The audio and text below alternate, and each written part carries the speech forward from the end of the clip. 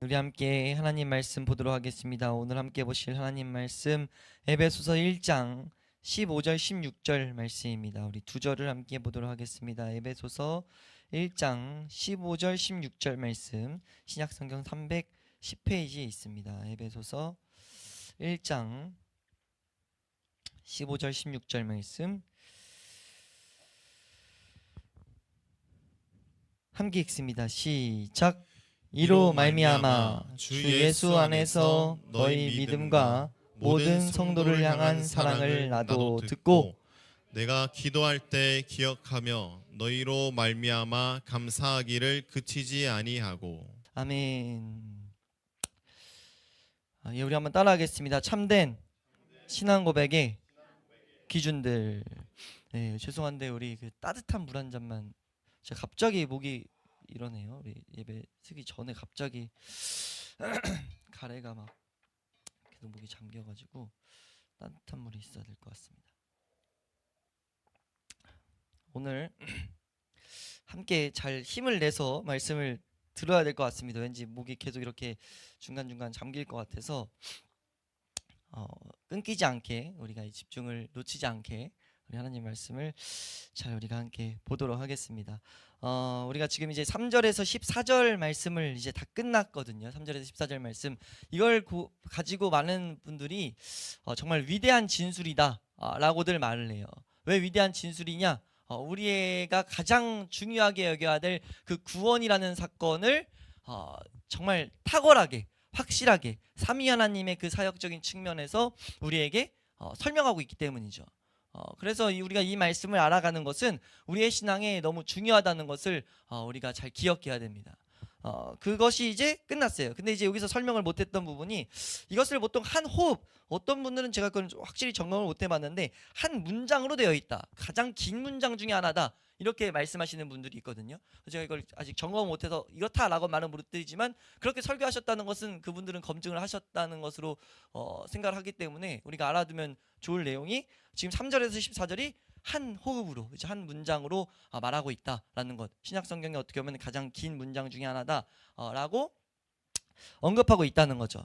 그 내용이 지금 이제 끝났어요. 끝났고 이어서 나오는 것이 이제 오늘 15절부터 마지막 절까지 이제 이게 사도 바울의 기도가 나옵니다. 이건 기도거든요.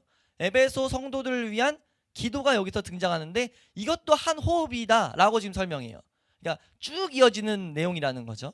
우리가 이 말씀을 잘 아는 것이 우리의 신앙에 중요하다는 것을 우리는 기억할 수 있기를 소망합니다. 그러니까 다시 한번 따라할까요? 한번 따라할까요? 말씀이 우리를 온전하게 한다. 우리의 신앙은 거기서 시작하는 거기 때문에 하나님이 주신 말씀을 올바로 알아가기 위해서, 그리고 하신 말씀들을 하나하나 제대로 알아가기 위해서 힘쓰는 것은 너무 중요하다는 거죠. 우리가 이렇게도 볼 수 있긴 해요. 앞에서 3절에서 14절 놀라운 구원 역사, 한 시간에 다 그냥 이런 구원 역사에 초점을 맞춰서 볼 수 있기도 한데, 우리가 이거를 지금 세밀하게 나눠서 보는 이유는 중간에 저번에도 한번 설명드렸다시피 이 세밀하게 보는 그 중심에는 이것이 새겨져 있어야 됩니다. 무엇이냐? 방금 고백했듯이 하나님 말씀이 우리를 온전하게 한다. 그렇기 때문에 우리가 이 말씀을 이렇게 세밀하게 보는 것이다 라는 것을 기억해야 됩니다. 저는 그걸 너무나 믿기 때문에 말씀을 이렇게 세밀하게 보는 거고, 세밀하게 강론하는 거고, 우리 성도인들은 함께 우리가 죽동회복의 교회에 모여서 하나님을 찾는 우리 성도인들은 그 신앙을 같이 우리가 동의한다면, 우리가 그것을 아멘해서 쫓아간다면 우리가 이 배운 말씀들을 더욱더 잘 이해할 수 있도록 은혜를 구하시는 게 우리 성도님들의 목이라는 것을 잊지 않을 수 있길 축원합니다. 그것을 잊지 않고 우리가 그런 은혜를 구할 때, 성령님 앞에 이 말씀을 제대로 이해하게 해달라라는 은혜를 구하며 나아갈 때 이 말씀이 우리를 하나님 앞으로 인도하는 것을 우리가 경험하게 될 줄로 믿습니다. 그래서 우리가 이 말씀들을 하나씩 보고 있다라는 것을 기억하시면서 이 사도 바울이 이런 구조로 말하는 것은 그 중심에, 저번 시간에도 언급했던 것 같아요. 그 중심에 뭐가 있냐? 지식 전달이 지금 중심에 있는 것이 아니라 그 이 말씀을 듣는, 지금 전하는 이 편지를 읽는 그 성도들이 하나님 앞에 더욱더 제대로 서기를 바라고 있었다는 거죠. 그러니까 이건 우리가 그 마음을 아는 것이 중요한 이유는 우리가 지식을 쌓기 위해서 아는 것이 되어서는 안 된다는 겁니다. 이 말씀은 우리로 하여금 분명하게 성경으로 주셨다는 것은 우리로 하여금 분명하게 이 말씀이 우리도 동일하게 경고히 세울 수 있다는 거예요. 그래서 우리가 이 사도 바울의 가르침들을 봤던 거고 이 기도를 또 세밀하게 보는 이유는 이 기도 가운데 우리에게 필요한 것들이 나열되어 있기 때문입니다. 그러니까 우리가 기도해야 될 제목들이 어떻게 보면 나열되어 있다는 거죠. 하나님의 그 하늘에 속한 모든 복락들을 누리기 위해서 하나님이 주신 그 놀라운 은혜들이 지금 이 기도 가운데 우리 가운데 보여지고 있다는 것. 우리가 그 내용을 알아서 우리가 이 기도들을 또 하나씩 이제 살펴볼 때 이 기도 가운데 주어지는 은혜들, 구해야 될 내용들을 우리도 동일하게 구할 수 있기를 주의 이름으로 축원합니다. 이제 기도의 내용이 나오는데 기도는 항상 신약 성경에 기도는 항상 큰 맥락에서 틀을 가지고 있어요. 한번 따라할까요? 기도는 틀이 있다. 이걸 어떻게 설명하느냐에 따라서 좀 더 설명이 세밀하게 될 수는 있지만 크게 봤을 때 크게 두 가지로 나누면 기도는 감사와 간구로 나눠집니다. 한번 따라할까요? 기도는 감사와 간구로 나눠진다. 우리가 이건 금요예배 때도 한번 살펴봤던 내용인데 항상 기도는 감사에서 시작돼야 돼요. 그러니까 이건 누구만이 할 수 있냐? 항상 감사해서 기도를 시작할 수 있는 사람은요, 하나님께 시선을 둔 자만이 가능해요. 우리가 이 세상을 바라볼 때는요, 기도는 항상 뭔가 아쉬움을 토로하는 것이 될 수밖에 없습니다. 하나님을 안 보면. 맞잖아요. 뭐 해주세요, 저거 해주세요, 뭐가 필요해요, 저게 필요해요, 이런 기도가 나올 수밖에 없다고요. 근데 우리가 하나님을 본다면, 그 시선을 갖고 있다면, 올바른 시선을 갖고 있다면 언제나 감사밖에 나올 수가 없어요. 하나님을 볼 수 없는, 하나님 앞에 기도할 수 없는 내가 기도하는 자리에 앉아있다는 것 자체가 감사라는 거죠. 그러니까 항상 기도의 내용들을 신약 성경을 보면 이 기도의 구조가 감사가 나오고 간구의 내용들을 쫙 이렇게 말하고 있는 것을 볼 수가 있어요. 오늘 본문도 마찬가지입니다. 오늘 본문도 사도 바울은 이제 기도라는데 기도의 첫 번째가 감사가 나오고 있어요. 간구의 내용은 17절부터 마지막 내용, 그러니까 우리 다음 주부터 보게 될 17절부터 마지막 내용이고, 오늘은 사도 바울이 지금 감사하는 내용이 기록되어 있습니다. 그 감사하는 그 내용을 우리가 생각하면서 우리가 이 안에서 바라봐야 될 게 있기 때문에 생각하면서 다시 한번 15절 16절 말씀을 읽어보도록 하겠습니다. 15절 16절 말씀입니다. 함께 읽습니다. 시작.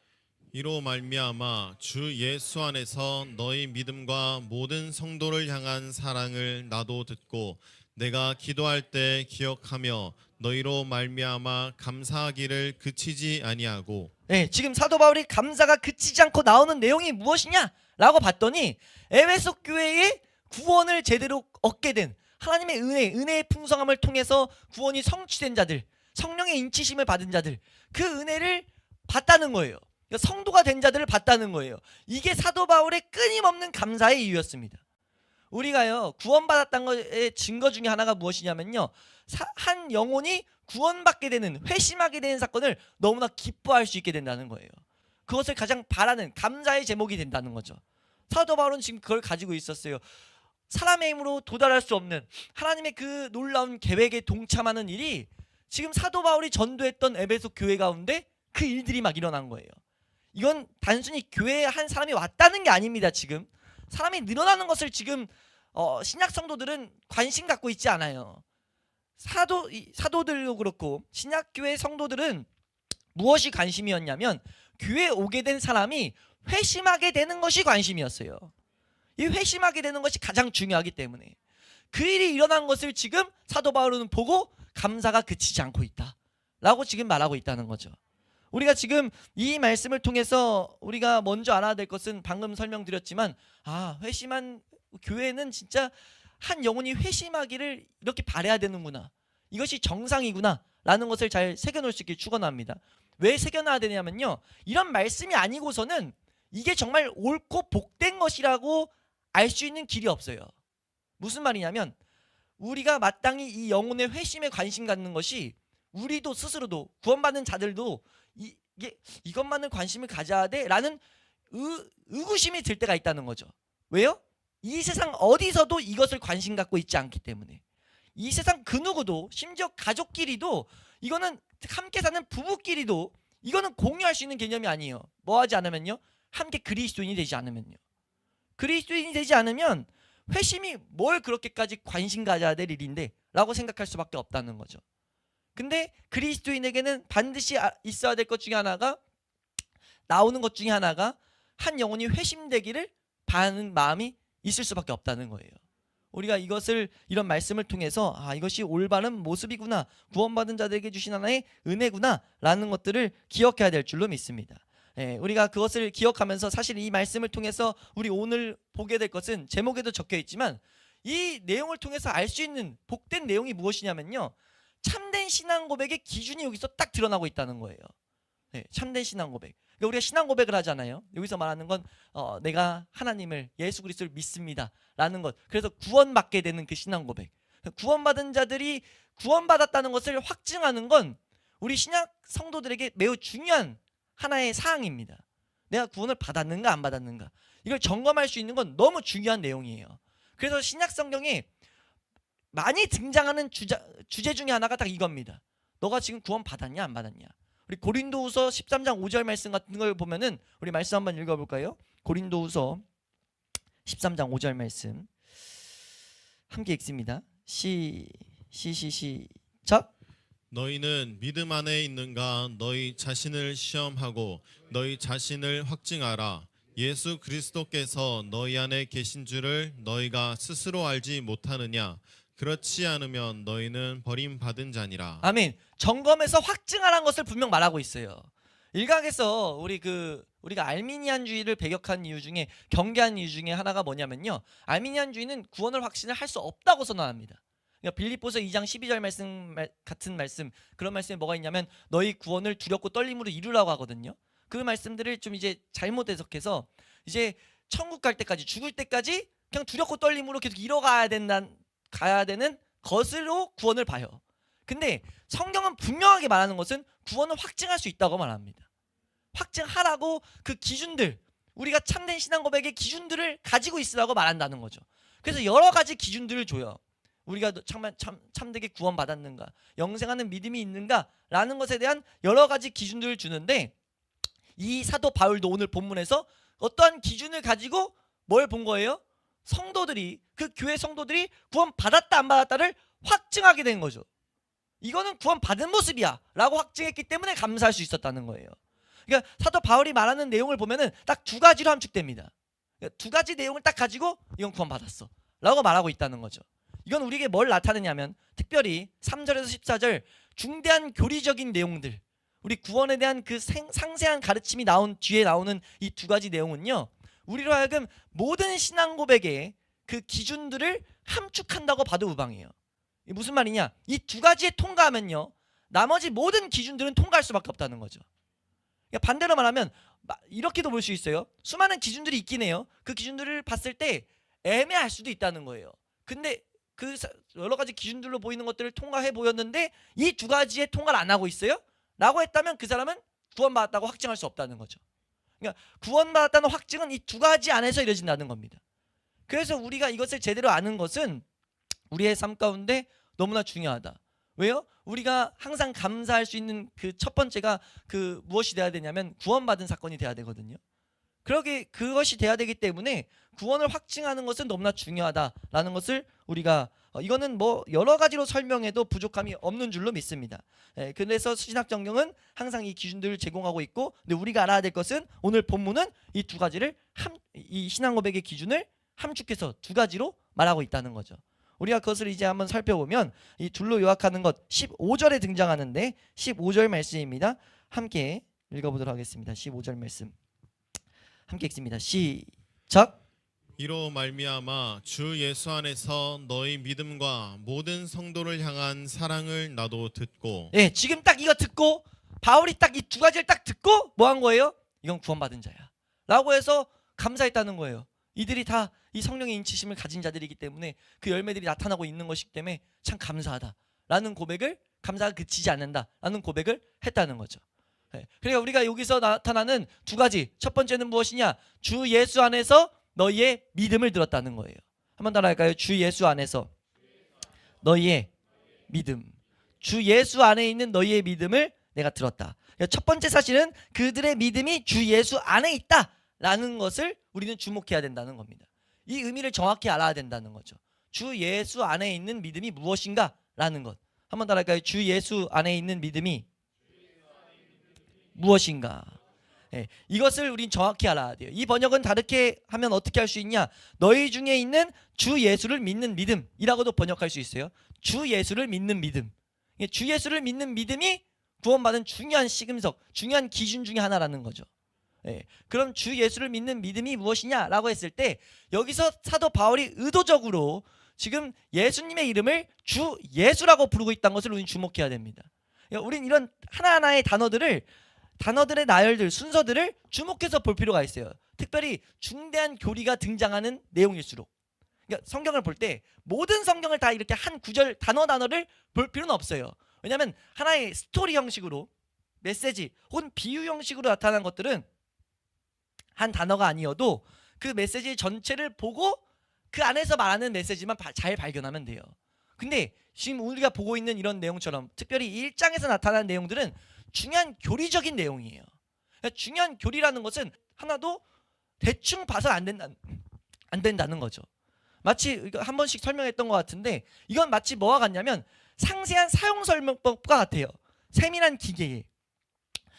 제가 한번 이걸 개척하면서 한번 이런 얘기를 했던 것 같은데 우리 교회에 있는 프린터가 무한 잉크 프린터란 말이에요. 무한 잉크 프린터인데 그게 이제 특이한 방식, 이제 뭐 중간부터 등장했던 특이한 방식이에요. 잉크를 좀 더 효율적으로 쓰기 위해서 중간에 잉크통을 따로 프린터 밖에 꺼내 놓는 거거든요. 무한 잉크라고 해서. 근데 이게 제가 몰랐는데, 그때까지 몰랐는데 제가 프린터를 많이 만져봐서 프린터 설치법을 대충 봐도 그냥 견적이 나와요. 근데 이제 그거는 위에 뭐가 계속 적혀 있냐면 꼭 세밀하게 사용법을 읽고 사용하세요 라고 적혀 있었단 말이에요. 그래서 제가 안 읽을까 하다가 그냥 솔직히 하면 되지라고 할까 하다가 그렇게까지 강조하니까 읽어봤는데 한 두 가지 부분이 제가 그냥 평소에 하던 설치법과 순서가 달라요. 근데 그걸 잘못 딱 했었을 때, 그렇게 했었을 때 이 기계는 고장나고 그거에 대한 책임은 소비자에게 있습니다 라고 적혀 있는 거예요. 제가 만약 그걸 안 보고 했으면 뭐 했냐면 기계가 고장난 거예요. 왜냐하면 잉크가 사용법이 제작법에 따라서 그렇게만 해야 제대로 쓸 수 있는 것으로 만들었기 때문에. 이해되세요? 그럴 때는 정말 단어 하나, 그 순서 하나를 제대로 봐야 된다는 거죠. 그와 같이 우리가 이 말씀들을, 특히 이 지금 1장의 말씀을 세밀하게 보는 이유는 여기 있다는 거예요. 이 말씀들은 그냥 지나갈 수 없는 내용이라는 거죠. 아니, 의도적으로 지금 이 강조하는 단어들이 있는데 우리가 이것을 그냥 예수 그리스도를 믿는 믿음이라고 하고 지나가 버리면 그 의미들을 제대로 발견할 수 없다는 겁니다. 왜냐면요, 15절에 지금 우리는 주 예수 안에 있는 믿음을 통해서 확증을 받는다는 것을 언급했는데 17절 말씀 보면 이름이 또 달라져요. 17절 말씀 한번 읽어볼까요? 이 앞뒤로도 사실 그렇고요. 17절 말씀 보시면 함께 읽습니다. 시작. 우리 주 예수 그리스도의 하나님 영광의 아버지께서 지혜와 계시의 영을 너희에게 주사 하나님을 알게 하시고. 지금 여기서 뭐라고 합니까? 온전한 정확한 모든 이름을 지금 이제 예수님을 정확히 온전하게 부를 때는 주 예수 그리스도가 나오는 게 온전한 전체 이름이거든요. 여기는 언급하고 있는데 위에는 짧게 언급하는 게 아무 의도가 없는 게 아니라는 거죠.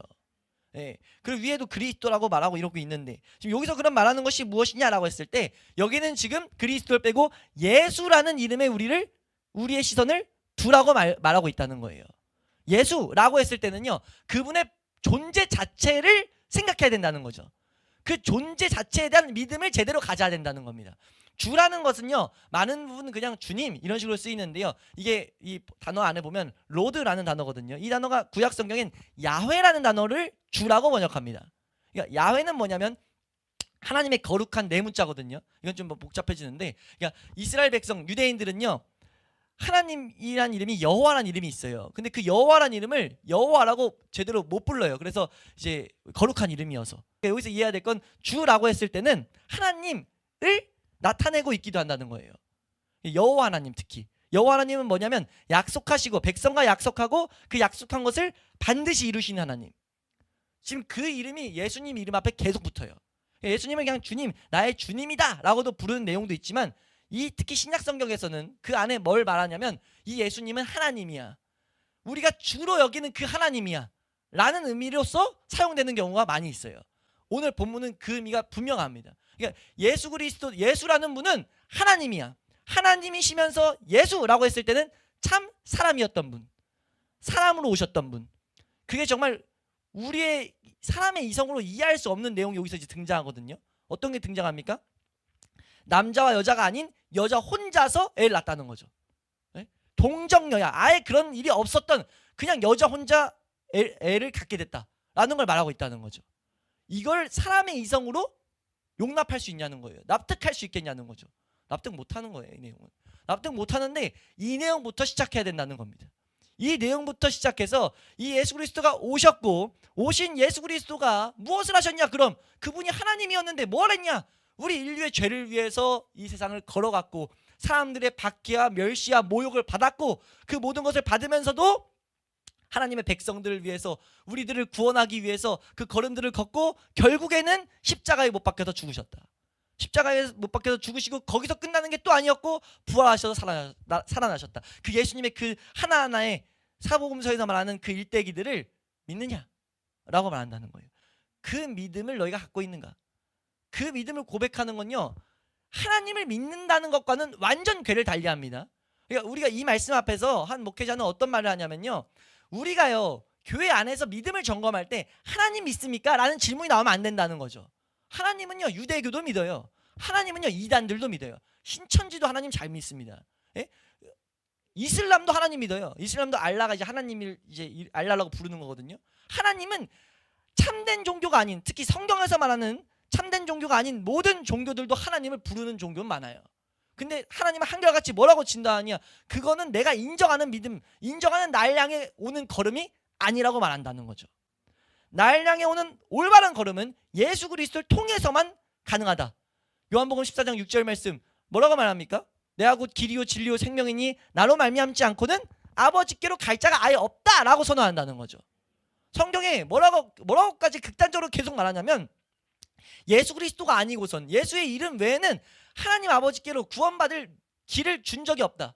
내가 그 길을 제시한 적이 없다. 라고까지 계속해서 강한 어조로 말하고 있어요. 이해가 되세요? 그러니까 우리가 구원받는 믿음이라고 했을 때는요, 우리는 예수 그리스도를 믿는 믿음이 돼야 됩니다. 특히 예수 그리스도를 믿는 믿음이라고 했을 때는 그 예수 그리스도가 탄생하면서부터까지 그 죽으셔서 부활하셔서 지금도 우리를 위해서 기도하고 계신다는 그 하나하나를 믿는 믿음이 있는가?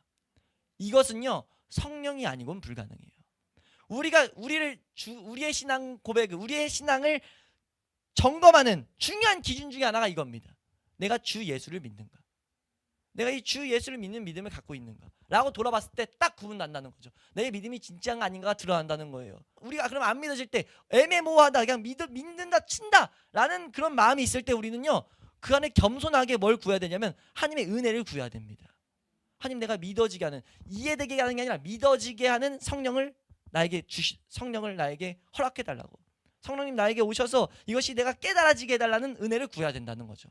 이게 깨달아졌을 때 이 안에 하나님이 놀라운 은혜들을 담고 있다라고 지금 우리에게 계속 성경은 말하고 있다는 거예요. 우리 에베소서 2장 7절 8절 말씀 보면 지금 방금 설명드렸던 거, 예수님이 모든 세대에 계속해서 나타나고 있다. 우리 7절 말씀부터 잘 읽어볼까요? 7절입니다. 함께 읽습니다. 시작. 이는 그리스도 예수 안에서 우리에게 자비하심으로써 그 은혜의 지극히 풍성함을 오는 여러 세대에 나타내려 하심이라. 네, 지금 분명히 말하고 있죠. 예수 그리스도 안에서 우리에게 자비하심으로써 그 은혜의 지극히 풍성함을 오는 계속 세대마다 나타내고 계신다는 거예요. 우리가 믿음이라고 말하고 나서도 믿음의 근거를 보통 어떻게 둡니까? 사람들의 삶의 행동 방식으로 두는 경우가 많아요. 우리가 무슨 말이냐면 착하게 살면, 예수 믿는다고 하고 내가 하나님을 믿어요 라고 말해요. 예수를 믿는다고 말하는데 그 믿음이 하나님을 믿기 때문에 그냥 믿는 믿음인 거예요. 방금 설명드렸다시피 이 예수님의 걸음과는 상관없이 그냥 하나님 믿으니까 난 예수님도 믿어요 라는 믿음, 그게 아니라는 거예요. 근데 만약 사람이 나 하나님 믿어요, 예수님 믿어요 하면서 이 예수님에 대한 믿음은 스스로 고백이 제대로 안 되는데 삶에서 정말 선한 일들, 구제도 많이 하고 교회 위해서 봉사도 많이 하고, 예? 가는 곳마다 하나님의 이름을 말하고 찬양을 해요 막 라고 한다고 그 자가 구원받았다고 말할 수 없다는 거죠. 그건 구원의 기준, 참된 신앙 고백의 기준이 전혀 될 수 없습니다. 아까 말했던 여러 가지 신앙 고백의 기준들이 있는데 이게 통과 안 되면 그건 참된 신앙 고백이 아니라는 거예요. 우리가 이 기준들을 정확히 세워놔야 될 이유가 여기 있다는 거죠. 왜요? 오는 교회 역사를 보면, 우리가 지금 오는 여러 가지 세대를 보면 교회 역사 가운데 항상 이 부분이 명확하지 않아서 뭐가 왔냐면 교회의 혼란이 왔습니다. 교회가 교회다워지지 않았다는 거죠. 주 예수를 믿는다 했을 때 우리가 주 예수님을 안다라고 말할 수 있잖아요. 근데 그냥 안다라고 말하면 그것을 구분지을 수 없기 때문에 그것도 세분하게 우리 믿음의 선배들은 구분지었는데, 만약 누군가 주 예수를 믿는다, 동정녀 탄생을 제대로 내가 안다, 그래서 나의 죄를 위해서 죽은 것을 안다 라고 한다면 반드시 나타나야 될 모습 하나가 있다는 것을 믿음의 선배들은 한결같이 설명하고 있어요. 그 모습은 무엇이냐라고 했을 때 한번 따라할까요? 나의 죄를 자각한 자. 나의 죄를 반드시 자각한 자가 이 예수 그리스도를 고백한 자라는 거죠. 예수 그리스도를 믿는 주 예수를 믿는 믿음을 가진 자예요. 왜냐면요, 주 예수는 누가 찾느냐라고 했을 때 자신의 죄가 있음을 알게 된 자가 찾게 되거든요. 그리고 그 길을 제대로 걸었다면 반드시 뭐가 등장하느냐? 나에겐 믿음이 없다라는 고백이 나타날 수밖에 없다는 거예요. 나는 믿음을 가질 수가 없다. 왜요? 난 그냥 죄된 존재임을 발견했을 때 내 죄된 존재가 계속 하나님을 거절하고 있고 하나님 앞에 나아가길 싫어하고 있고 이것을 보기 때문에 은혜를 구했을 때 뭘 알게 되냐면, 아, 이 은혜는, 내 믿음은 하늘로부터 주어진 거구나, 내가 가진 게 아니구나 라는 걸 알게 돼서 겸손한 심령으로 뭘 보게 되는가? 내가 죄인임을 알게 되고 내 믿음이 나에게서 나타난 것이 아님을 알게 되고, 그러므로 말미암아 뭐가 되느냐? 나의 소망은 오직 예수 그리스도 안에만 있다. 소망이 예수님께만 있다는 것을 보게 되고, 그러다 보니까 당연히 예수님만을 의지하게 되고, 이런 것들이 자연스럽게 연결되고 있는 자, 이것이 주 예수를 믿는 믿음을 가진 자예요.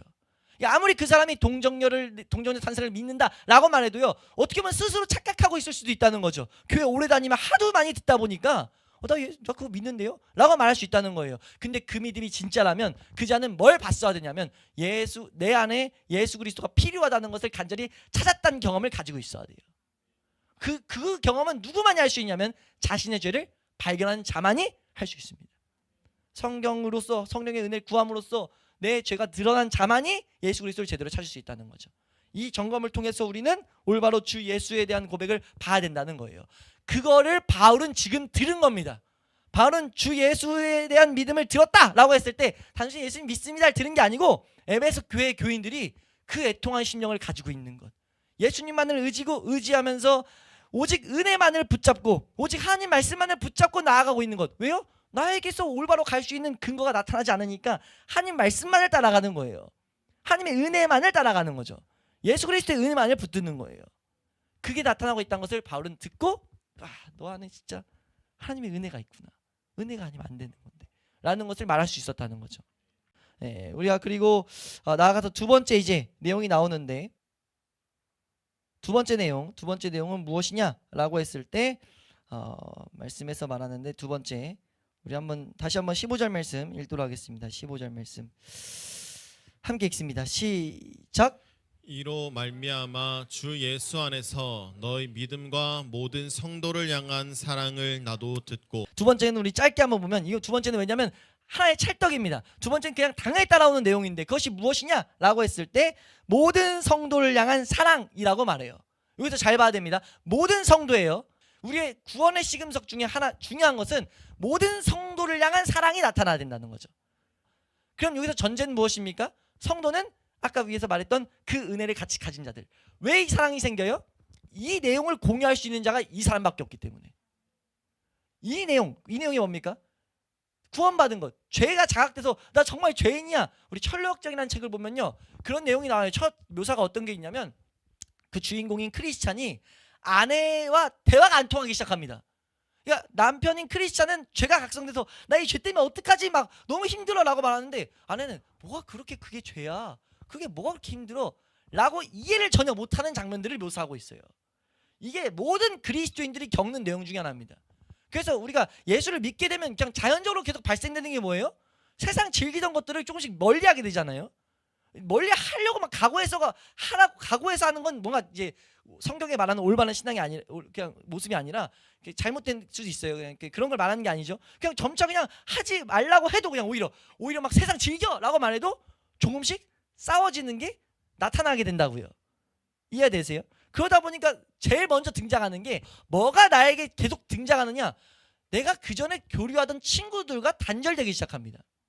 그러니까 같이 얘기하는 걸 오랜만에 만나러 가볼까 해서 가면 얘기가 안 통하기 시작한다는 거죠. 왜요? 내 관심사랑 저 관심사가 다르니까. 이 세상에서도 그런 비슷한 개념이 있잖아요. 지연, 학연, 뭐 여러 가지 그런 연을 통해 가지고 더 친밀하게 이 대하는 이유가 뭡니까? 뭔가 공감되는 영역이 있다 이거예요. 근데 그 영역이 신앙 안에서 펼쳐질 때 이 사랑하는 마음은 안 생길 수가 없다는 거죠. 어떻게 나도 죄인이어서 내 힘으로 하나도 안 되는데 너도 그렇게 그 연약한 우리 같은 하나님의 은혜를 받았고 나아가서 가야 될 길 자체가 오직 은혜로만 걷는 그 매일 십자가를 지고 가는 길인데 이거 아는 같은 그 사람을 볼 때 사랑하는 마음이 계속 생길 수밖에 없다는 거죠. 그 영혼이 잘 되듯이 마치 요한 3서에 말하는 것처럼 네 영혼이 잘 되듯이 네 범사가 잘 되기를 바라는 사도 요한의 마음처럼 성도들에게 그런 마음이 생긴다는 거예요. 같이 걷는 것을 보게 됐을 때, 올바로 그 길을 보게 됐을 때, 하늘 본향을 함께 걸어가고 있다는 것을 보게 됐을 때 사랑하는 마음이 그 안에서 싹트기 시작한다는 거죠. 여기서 중요한 것은 순서입니다. 그러니까 우리가 여기서 정말 이게 마귀가 교묘하게 계속 껴드는 게 뭐냐면요, 사랑을 계속 강조하니까, 성도들끼리 사랑을 강조하니까요, 이게 먼저 딱 등장해버리면 이건 틀린 거예요. 그러니까 앞에 있는 주 예수에 대한 믿음이 있고 그것이 제대로 된 것이 있을 때 주에 대한 사랑은 나오는 겁니다. 각오해서 다짐해서 하는 게 아니고요. 그러니까 여기서 바울은 이렇게 말하는 거죠. 너가 사랑을 해야 되겠다 다짐해서 사랑하는 게 아니라 그냥 막 같은 것을 공감돼서 같은 공감된 것을 사람들끼리 성도들끼리 보고 더 그 성도를 챙기고 그 성도들이 잘 되기를 바라고 막 그런 마음이 생겼다는 것을 들은 거예요. 그냥 사랑한대가 아니라 사랑하는 모양을 잘 본 거죠. 봤더니 그 사랑의 모습이 해야 되겠다는 다짐이 아니라 하나님의 은혜를 받아서 그 은혜 때문에 나타나는 변화되는 모습으로서의 사랑인 것을 바울은 봤던 거예요. 이거 딱 등장하면 더 볼 거 없어요. 더 볼 거 없이 그건 하나님의 은혜가 아니고 불가능하다. 특별히 형제 사랑은요, 성령의 인치심의 열매들을 보지 않으면 불가능해요. 성령의 인치심의 열매들은 뭐냐면 성령님은 말씀을 성취시키거든요. 한번 더 할까요? 성령님은 말씀을 경험시킨다. 성령님이 말씀을 경험시키는 첫 번째 사건이 십자가고 예수님이 날 위해 죽었다는 거고, 그 외에 모든 말씀들이 이제 성령님 앞에 말씀을 깨닫기를 구하고 성령의 조명을 구하고 이 말씀대로 살기를 구할 때 성령의 능력이 있는 자들, 우리가 2주 동안 살펴봤던 성령을 간구해야 되는 이유가 거기 있는데, 성령님이 강건적으로 어떤 은혜를 딱 덧입힌 자들은 말씀을 하나씩 성취하기 시작한다는 거죠. 그때 우린 뭘 보게 되냐면 그 성취를 가진 자들을 사랑할 수밖에 없어요. 얼마나 힘든지 알기 때문에. 기본적인 마음은 그건 것 같아요. 얼마나 힘든지 알기 때문에, 얼마나 함께 힘든지, 또 얼마나 이게 복된지, 이 복된 걸 공감할 수 있다는 게 정말 크잖아요. 네? 공감할 수 있다는 거. 지금 여기서 말하는 성도를 향한 사랑을 들었을 때 이 사랑은 이런 종류의 사랑입니다. 그러니까 이런 공감이 막 일어났다는 거죠. 하나님 앞에서 주 예수를 믿을 때 오는, 너도 그 예수님을 그 은혜를 받았어? 나도 그 은혜 받았어. 근데 이건 밖에서 공감이 돼야 안 돼요? 아무도 공감을 못해요. 왜냐하면 성령님이 아니고서는, 그러니까 보통 이걸 자연인, 구원받지 못한 아직 하나님을 향해 나아가고 있는 자들, 은혜를 향해 나아가고 있는 상태에서는 아무리 하나님에 대해서 안다고 해도, 교회 안에도 그러니까 공감이 안 되는 거예요. 근데 그걸 공감이 되는 것들을 봤더니 그 마음이, 이거를 이제 이 사도 바울은 사랑하는 마음이 그 안에서 뿜어져 나왔다라는 것을 말하고 있다는 거죠. 이게 나타났어? 너는 구원받은 표징이 있다는 것을 볼 수 있는 것이다. 사도 바울은 그걸 통해서 확증해서 뭐 하는 거예요? 난 이것 때문에 감사가 그치잖아. 어떻게 이 놀라운 은혜가 내가 전도한, 내가 세운 이 에베소 교회에서 일어났는가. 내가 한 건 아니지, 하나님의 은혜로 했지, 이런 것들이 깔려있지만, 이런 고백을 했기 때문에 지금 사도 바울이, 이런 고백을 받기 때문에 사도 바울이 감사했다는 겁니다. 우리가 오늘 살펴본 이 두 가지의 기준을 정확하게 세워놓는 것은 우리의 신앙에 너무나 중요하다는 것을 잊지 않을 수 있기를 축원합니다. 우리가 올바르게 우리의 신앙 고백이 참된지를 점검하는 것, 이것이 교회에 해야 될 일 중 가장 중요한 일 중 하나라는 것을 잊지 않아서 우리가 이것을 해나감으로써 하나님의 계획에 더욱 동참하고 우리 하나님의 역사를 더욱더 경험하며 나아가는 그런 교회가 될 수 있기를 주의 이름으로 축원합니다.